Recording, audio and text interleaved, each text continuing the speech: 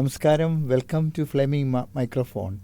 Conversations with leaders, engineers who build industries, build buildings, shape policy and steer India's future. I am Dr. Venugopal. Our guest for today is the renowned architect Chithra Nair. Welcome to this show, madam. Thank you so much, sir. See, you have been practicing since 1990, I think, architecture? 1992 actually, since 92. I passed out. Okay. Where you have did your architecture and why you went to architecture? What was the reason behind taking architecture as a subject in your career?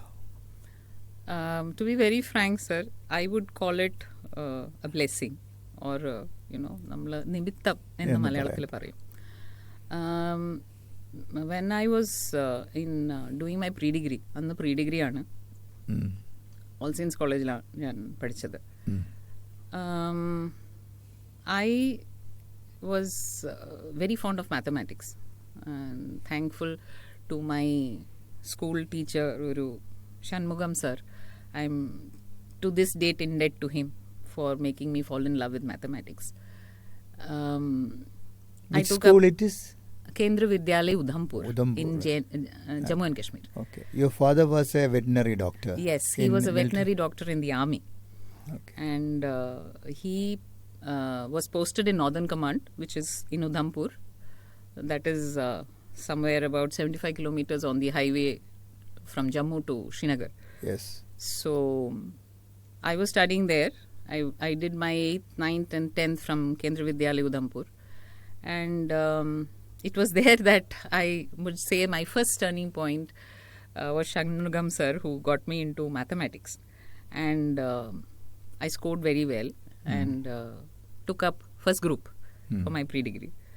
At that time, I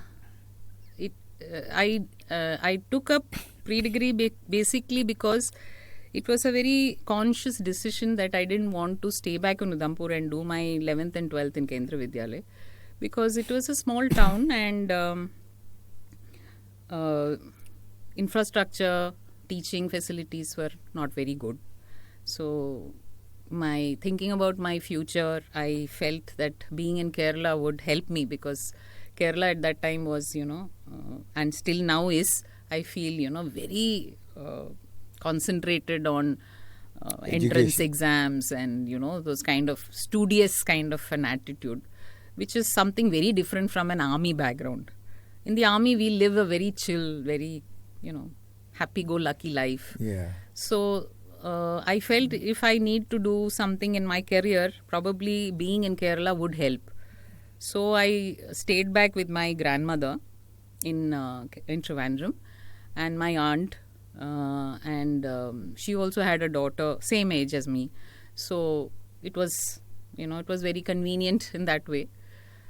And I studied at All Saints, like I said, and it was during the time when the entrance exams are announced and we have to choose that my brother, he suggested that architecture would be good for me. I always had an ability or an aptitude for drawing, and I was very fond of mathematics. So it was like a combination, which he felt would be a good career choice for me. Until then, I actually had not thought about career choices as such. And also because I had lost my father. Just 3 months after I joined for pre-degree here, he passed away. He passed away while he was working, and my mother had to shift to Trivandrum. And that was very frankly a very big turning point in my life, having lost him, because I was very close to my father. He was a very good friend. I spoke to him anything and everything in the world. I was more closer to him actually than to my mother. And So having lost him was a big shock. It was a vacuum, but it was also a big learning experience for me, because suddenly I realized that people around me have changed. The way they looked at us as a family, and till then, when he was there was an earning member, and he was the eldest in the family, and everybody respected him. And when that person was not there anymore, people around us, the attitude changed. And that, I was 15, but I could sense that very well. Great. And for me, from then on, it was very important for me to build my own career, to be independent. You know, I did not have any negative feelings, thankfully, towards anybody at that time. No regrets or anything. I always felt that my father always was with me, is still now with me. That is a strength that I draw from. So, I was here when he passed away. And I never really saw him. നമ്മൾ ചടങ്ങുകളൊന്നും ഞാൻ ചെയ്തിട്ടില്ല. ചിലപ്പം നല്ലതിന് വേണ്ടി ആയിരിക്കാം, ചില അല്ലാതെ ആവാം. എൻ്റെ കൂടെ ഇന്നും ഉണ്ട് എന്നുള്ളൊരു തോന്നലാണ്. സോ അങ്ങനെയാണ് ഞാൻ ആർക്കിടെക്ചറിലേക്ക് എൻട്രൻസ് എഴുതി. So when did you pass out? 86 to 91 ആണ് ആക്ച്വലി സ്പീക്കിംഗ്. പക്ഷെ അന്ന് നമ്മൾ ഈ പ്രീ ഡിഗ്രി ഷൂമ അങ്ങനത്തെ കാര്യങ്ങളൊക്കെ 92 ആയി ഇറങ്ങി. Then how you started your career? Yes, for that let me tell you, ഞാൻ എൻ്റെ ഇന്റേൺഷിപ്പ്, ദാറ്റ് ഈസ് അന്ന് നമ്മൾ ഇപ്പോഴത്തെ സെമിസ്റ്റർ സിസ്റ്റം അല്ല, അന്ന് ഇയർ സിസ്റ്റമാണ്. 5 വർഷം എന്ന് പറയുന്നത് മാത്രമായിരുന്നു അതെന്ന് തോന്നുന്നു. അതെ, ബാക്കി ഞങ്ങൾക്കൊക്കെ സെമിസ്റ്റർ സിസ്റ്റമാണ്. അതെ, ഞാൻ 87 ഇറങ്ങിയതാണ്. അപ്പം ഞങ്ങളെല്ലാം സെമിസ്റ്ററിലാണ്. അതെ. പക്ഷെ ആർക്കിടെക്ചറിൽ എങ്ങനെയാന്ന് വെച്ചാൽ ഇയർലി സിസ്റ്റമാണ്. അതെ, അന്ന് അങ്ങനെയാണ്. ദാറ്റ് ഈസ് 4 വർഷമാണ് അക്കാഡമിക്കും, 6 മാസം ഇന്റേൺഷിപ്പും, 6 മാസം തീസിസും. ഇൻഡിപെൻഡന്റ് തീസിസ് ആണ്. എഞ്ചിനീയറിംഗിനെ പോലെ ഗ്രൂപ്പ് വർക്ക് അല്ല, independent thesis ആണ്. So you have to select a project and do a complete design and make your presentation to the jury. അപ്പം ആർക്കിടെക്ചറിൽ തേർഡ് ഇയർ കഴിയുമ്പോൾ we have an internship. So I had selected a firm in Bangalore. Okay. I don't know whether students nowadays know, but annaka email onnu illa. So we have to write letters. Yes, so we were given a few choices from our college, and we had written, and I got through to a firm in Bangalore, and it was run by a Kurgi architect called Bhopaya. And I must say my first stepping stone to architecture was from there. Okay. Because he was a wonderful person, and he was a good mentor. He gave me one whole ഒരു residential project മൊത്തമായിട്ട് എനിക്ക് working drawings ചെയ്യാനും detail ചെയ്യാനും തന്നു. Yes, that confidence, when a person has, and then it gives you a kind of energy, a kind of strength to perform, to do well. ഇന്നത്തെ പോലെ ഓട്ടോകാഡോ ഒന്നും തന്നെ ഇല്ല. ഓരോ കാൽക്കുലേഷൻസും ഡ്രോയിങ്ങും നമ്മൾ ഇത് വെച്ച് പെൻ വെച്ച് വരച്ച്. That is something very unique. Very much. The present generation doesn't know about it. Unfortunately. Because their brains, we were working, our brains will work. Exactly. The calculations and the drawing board. ഞാൻ വായിച്ചിട്ടുണ്ട് that there is a connect between our hands and our brain, a direct connect.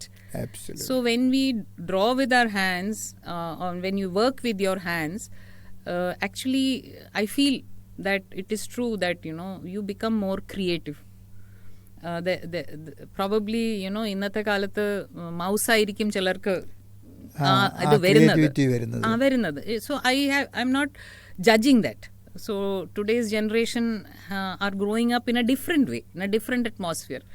So they have their own creative energies. Yes. We had our own. I still believe that that was another world. There were blessings in that, and probably today's youngsters also have a different learning experience. And after that, from Bangalore, When did you shift to Kerala? It was only 6 months. 6 That months. is January 1990 to July 1990. That's the first work. Yes. The first salary was from Bangalore. Yes, 500 rupees. 500 rupees.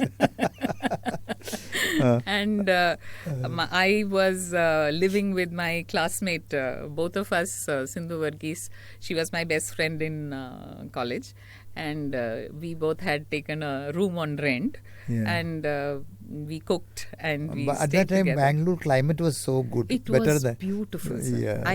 We used to live just off Indiranagar. Okay. And our evenings, when we were free, especially on weekends, we were free.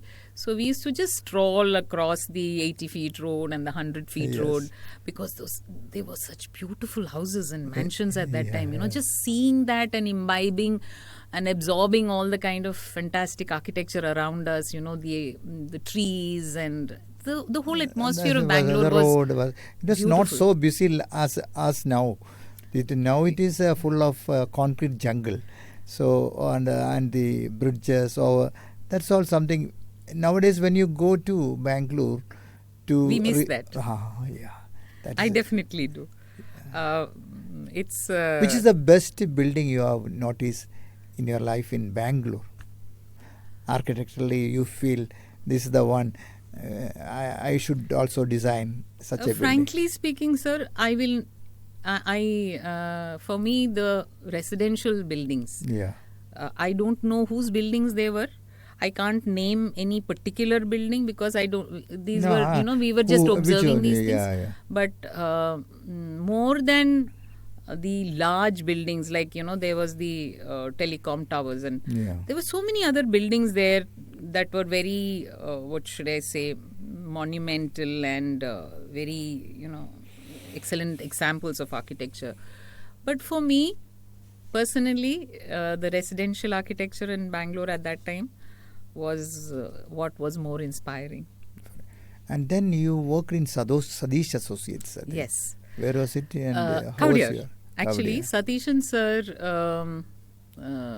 is my, at least I think 14 years my senior. He's no more now. But he was the person whom I first started my career with. And for me, he was like a father figure. And he was practicing in Muscat before he came down. And he later joined the PWD. And what happened is, when he joined the PWD, I became a working partner with him. And what should I say? What made him such a wonderful mentor for me is that he really believed in me. And he gave me the opportunities to take independent decisions. Yes. And I really grabbed it. Yeah. I spent a lot of time on site. And it was a small office, just one architect, one structural engineer, and one draftsman. And then, sir. So, because I had my senior, 1 year senior civil engineer, Ajita, as my structural engineer in the office, we had a very good time. We enjoyed our time in the office, but we both learned together. She later joined the KSCB, and she retired as, I think, executive engineer in design wing. And I learnt a lot from her, because when we went to the site, we went together most of the time. So I learned structure very early in my profession. Yeah. And I realized that today that really built me, because architecture is not just about doing a design. It is also understanding structure. You have to really have a good idea about structure to be able to design a good building. Yes. You may not need to actually design the structure, because today especially we have structural engineers who are very good, who are specialized in that field. So we can just do the design of the building, the space and the structural making thing will be done by them. Yeah. That is presently going on there. Yes. But if we cannot do a good design if we don't know how the structural design can be. We need to have a practical idea of structure. Yes. Otherwise, you cannot design. So that is one thing which I learned very early from there. Thereafter, I think in 1999 you joined with JK, Jagishan. Yes, actually we started together in the sense that JCJR Partnership was registered in 1999, though we had started about a year earlier. The office started a year earlier. And the first project, normally, you would have seen that normally architects would start with the residence. Yes. But for JCJR, it was different. I don't know whether he might have mentioned it to you. It was a resort in Munnar. Okay. And it was by the MMJ group. It was called TNU. Okay. So this was a very challenging project. It is still there?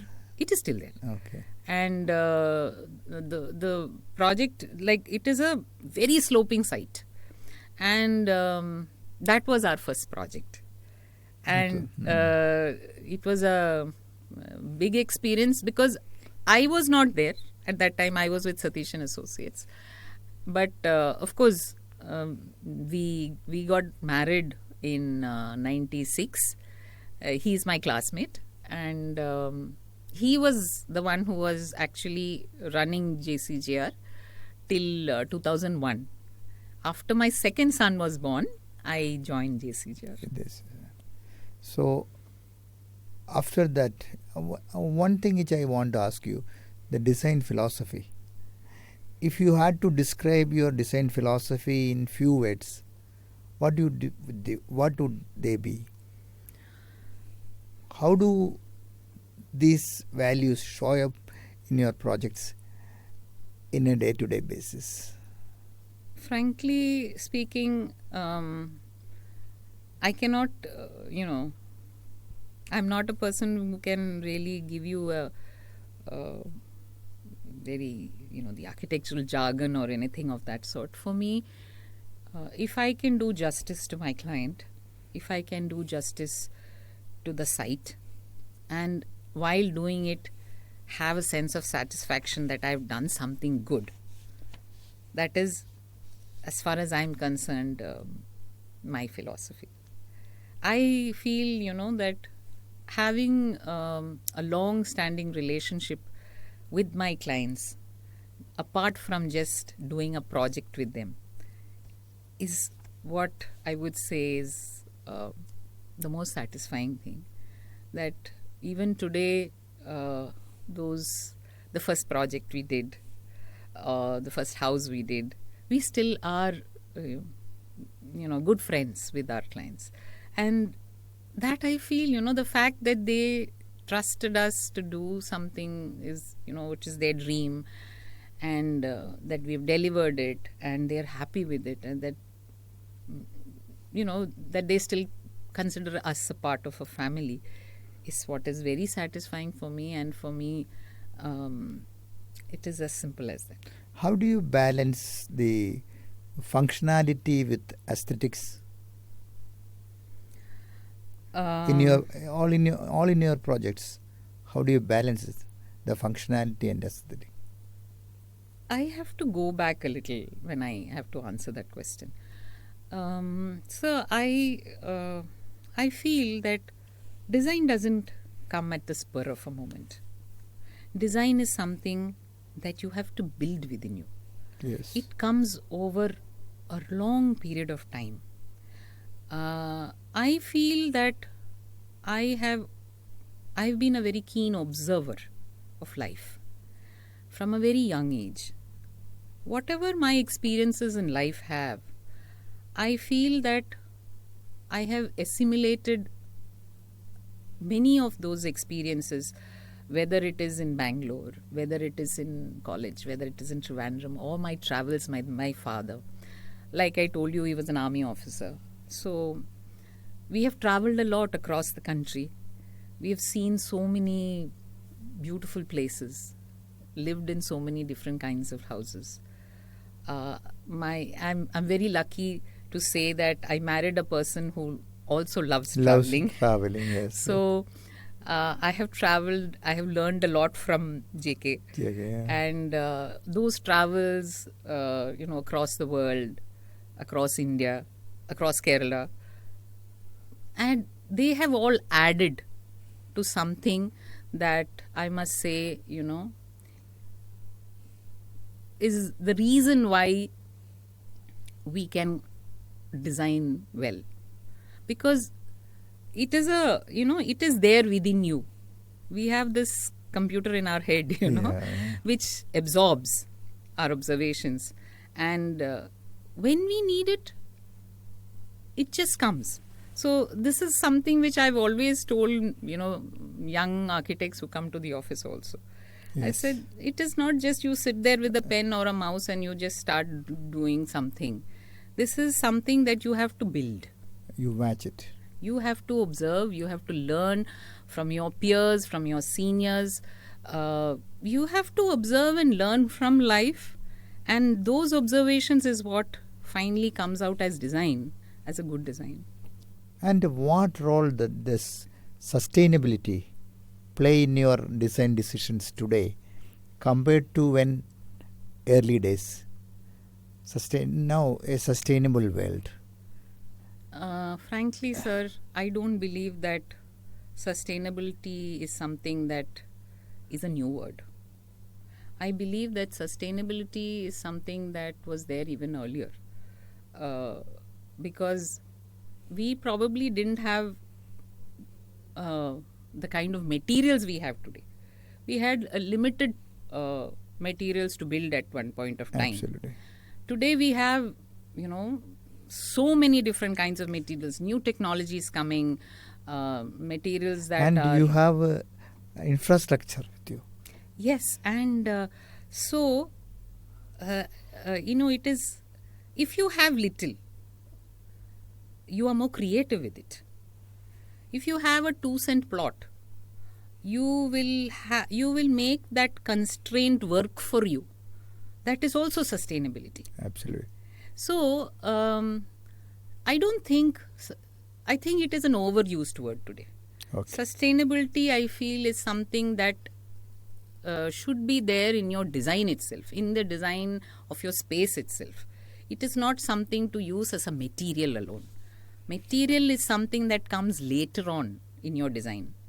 Sustainability is something that should start right from the time you conceive something, as the space itself is what should start off as a sustainable space, Everything is part of that sustainability. It's not just about materials, like many people, or I feel that it is more marketing, That word is being marketed. Exactly. Absolutely.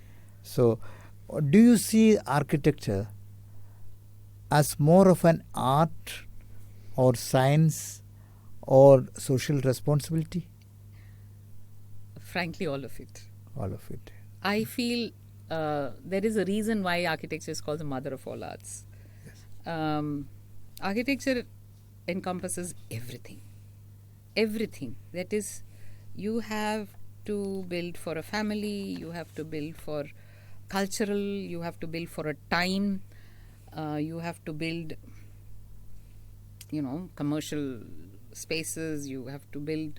There are so many aspects that are there, which connects an architect to life, to material, to space, to everything. So I feel, an architect actually needs to know almost everything.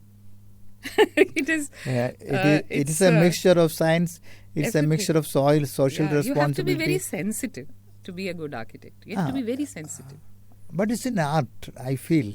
It's an art also, right? Definitely. Definitely. Yeah. You cannot... it's a... I should say it's a... it's an art that will last a lifetime. It's not like, it's not a fixed art. You're living in that art. Absolutely. So, that's what how do you feel the Vastu things coming into this picture? Oh, I'm glad you asked me that question, sir, because I'm very indebted to a professor in our college when we were studying in the first year, Professor Narayanan. Narayanan sir was very passionate about Vastu Vidya. Oh. And I don't think Vastu Vidya is taught anymore in school, in the colleges now. But at that time, he took it upon himself to teach us. And we were given an assignment to document, one of the vernacular buildings and a temple. And frankly speaking, that is where we learned the rudimentaries of Vastuvidya. And I still today believe that Vastu Shastra is a Shastra, it is a science. But like any science, it has to evolve, it will change. And it is not something that is rigid, it should not be rigid. And many people fall for the fact that it is some kind of an astrological thing. It isn't. It is something that we have to understand is a very scientifically based system of knowledge. And we have to, as time goes by, as lifestyle changes, as climate changes, we have to understand that even the Vastu Vidya has to make changes. You cannot accept everything that is written in the books as, the final word. You have to look at it in the scientific way itself and understand why a certain thing is written in a certain way. And like, കന്നിമൂല എന്ന് നമ്മൾ മലയാളത്തിൽ പറയുമല്ലോ, നമ്മൾ കന്നിമൂലയിലാണ് ആദ്യം കുറ്റിയടിക്കുന്നത്. Let us take just that. ഈ കുറ്റിയടിക്കുന്നത് പണ്ട് ഒരു ആശാരിയാണ്, അതെ. ഈ എന്തുകൊണ്ടാണ് അത് അന്ന് ഒരു പൂജ ചെയ്യുന്നത്? നമ്മളത് ആലോചിക്കുമ്പോൾ that is what I really I respect about our culture, is that even that little act of you breaking ground, it's called a ground breaking ceremony. So you are paying obeisance to the land. Absolutely. You are respecting the land. You are asking for permission to build. These are little things but very important things that probably over time we have not understood, and that is why we lose respect for. And you are into architecture, you are into interior designs also. Yes. I heard that in your office you are looking after interior designs and JK is looking after the architecture. It's not so well defined as you put it, but we do projects together. We have actually, let me put it this way. He is the managing partner of JCJR. So he is a design person. Design person in the sense that I've always believed that he's an extremely talented architect. And he probably doesn't even understand how talented he is, because he finds it very easy. So for me, it was like when I joined JCJR, I was more like I took on the role. Actually, I took on the role more as a support system for him. So detailing was what I was doing. And yes, there were projects that I did on my own. And I personally am very fond of doing residential and interiors. I like the scale of that. I'm a very emotional person. So for me, residential, connecting with people, that is something that is very interesting to me. And for him, he loves large scale things. Goodness. So he enjoys doing, the bigger things. How do interior shapes the way people feel and live in a space? I don't think I can give more importance to that than, as you say it. It is very important. There is a tendency for people to think that doing an interior design is interior decoration. Interior decoration is a more superficial thing. There is a difference between interior design and interior decoration. Decoration is something that you do over something, whereas design is something that is more, that comes from building the interior space as a livable space. You have to actually create it. So as an architect, if you can do the interior of your own project, that is the best thing, because you are visualizing a space in a certain way. Whether it is, say, for example, a house, you visualize the space with its furniture. That's how you have that in your mind. So you can carry forward that into the interior design. And when you say interior design as such, it is much more than just giving furniture to that place. It is about creating an atmosphere that is comfortable, that is inspiring. Comfortable to live in. Because that's the positive energy coming. Exactly. If your interior Yes. design is so Yes. good. I am Yes. telling you. Lot of space. I have experience with the JK. That's why I wanted to tell you. So that's what that if your interior design is so good and you have a positive vibe there, it will be a great moment we are spending in that house. We will feel so much relaxed. Yes, very much. Isn't it? Yes, very much. That's what I just. And you will be having customers of different types. Some clients will be giving you full freedom. Yes. Some clients will be giving everything, they will look into it and they will have their own observations, they have their own suggestions and other things. How do you deal with this type of clients? And tell me one of the funniest things which you have experienced, and one of the worst things which you have experienced, which you have to redesign it, or you have to reconstruct it, and such any of your stories. Tell us about it. First, let me answer the first question. It is about different clients. Definitely, it is a pleasure to work with a client who has good taste. Yes. Or let me put it in a different way, with whom we vibe with. See, every architectural firm or architect have their own philosophy. So I've always advised a client that please be sure that you want to work with us. See, it is not about an architect just doing a design and giving it to a client. I feel that it works together. You have to work together with your client. Your client will be giving you their perspective of how they want the space or they want to have, but they are limited by their knowledge. So they come to you as you are a consultant and you understand them. So the first thing that normally I do is we talk. We just go on talking. We talk about then only, many things. You will understand their exactly what they want. Yes, and that talking is something that goes beyond requirements of the building. It will be random stuff, but when you start talking like that, what happens is that generally when a client comes with a baggage, they come with fixed ideas, that I went to this place and we saw it, so we liked it, we would like to have it. When we start talking to them, they kind of, they lose that, that rigidness, and they will become free. So then you can understand what they really need. Yes. And then we pick up those things.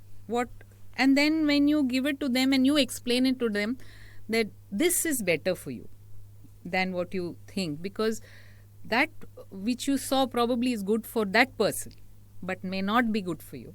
And then when you explain it to them, they do understand. Most of the people. Yes, they do understand. And if they really trust you to deliver, then it's always a very, very satisfying experience, because at the end of it, you're happy that someone is happy. Do you have any experience wherein a client saying, you take your decisions, I will?